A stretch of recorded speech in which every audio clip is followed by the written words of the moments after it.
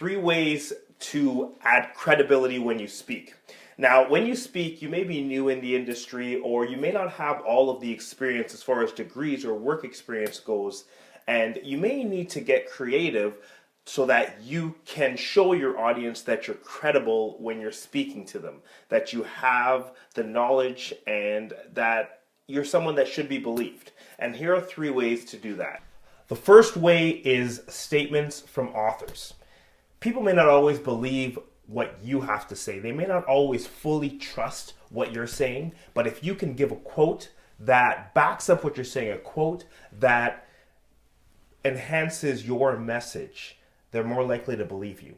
If you have someone who you've read and someone who everyone's heard of, and you can give a quote that backs up the message that you're trying to deliver to your audience, that will back up what you're saying that much more. Now, the careful thing to do here is not to overuse quotes.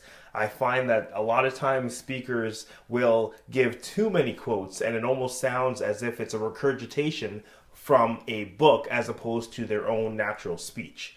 A few selected quotes can really add credibility if not overused. The second method is statements from the person who brought you in. If you're speaking for a company or for a group of people and there's someone that's well respected, like the president of the company or the head of the organization, or even someone that's well liked within that group, and you mention something that they said to you, or you say, I was talking to John outside and he mentioned da da da da da, and it adds to your message, that lends credibility because you are connecting with your audience by referencing a person who they all know.